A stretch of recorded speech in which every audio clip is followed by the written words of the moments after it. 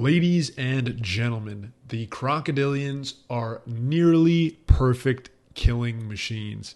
This family of semi-aquatic reptiles that includes alligators, caimans, crocodiles, and garls has been around at the top of the food chain for nearly 200 million years. However, one Texas man by the name of Gary Sarage has made it his lifelong mission to combat the crocodilians, with gators in particular being his target. And after years of perilous combat with hundreds of gators, Gary has come to the realization that you have to fight fire with fire. And to truly understand the gator, you have to become the gator.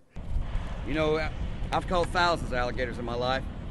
I'm bored of catching alligators. I want to be the alligator. What I'm going to do is I'm going to put this suit on, and I'm going to actually swim a pond. We've got about an 11-foot alligator laying on the other side of this pond.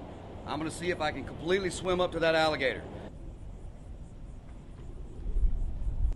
There's 45 alligators in this pond, and they're used to being hand-fed. Let's see what they think about this suit.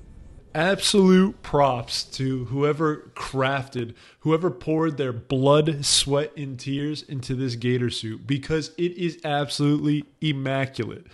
I mean, in all seriousness, this thing, it looks extremely lifelike and realistic. And this is only the prototype, according to Gary. All right, now guys, once again, this is a prototype that we're dealing with here. This is the equivalent of the Iron Man Mark 1.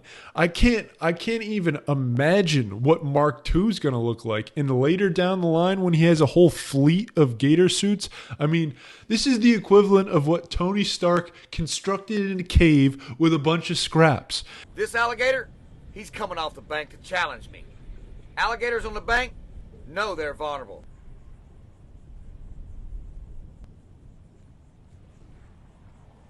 There is no way I could get this close to an 11-foot alligator without this suit.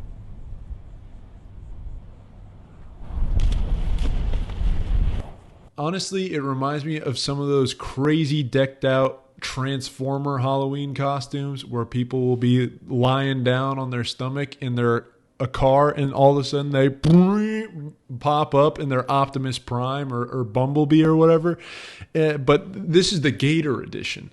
And I'm definitely singing the praises here of the aesthetics of this particular gator suit, but let's not overlook the effectiveness in the field. I mean, take a look at how close he gets to these gators, and they're enormous. And honestly, what I'm most surprised about is his level of mobility. I mean, how can Gary even swim? How can this dude even swim with the massive cojones of steel dangling between his EVA foam gator legs? Take a look at how these gators are just running away left, right, and center. It doesn't matter the size. It could be an 11-foot gator. It could be a whole gang of gators. It doesn't matter. Gary's just got that machismo. He's just got that intimidation factor. And understandably so. Could you imagine if you're just a gator chilling on the bank, you know, sitting around the pond with your gator friends, and all of a sudden some new gator, the new guy on the block, the new guy to the pond shows up. He's crawling around. He's making the rounds around the pond, and then all of a sudden you just see this dude pop up onto two legs. I mean, that's totally out of left field. Nobody in the gator community has seen that before. A two-legged gator who's 10 times taller than everybody else. That's not something you see every day in Gator Town.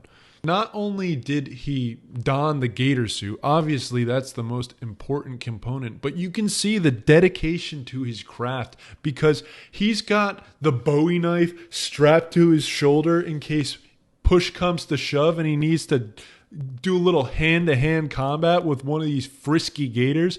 I mean, he's also got the Rambo First Blood full-on face camo, the blackout, like some football linebacker going on. He's looking like Frank Woods out of Black Ops. I mean, he's ready to go toe-to-toe with any of these gators. It doesn't matter what the Vegas odds are. He's ready to step into the arena, to step into some gladiatorial combat. Anyways, that's pretty much it. Just wanted to make you all aware of Gary Sarge, not only the hero that Beaumont, Texas deserves, but the hero that Beaumont, Texas needs.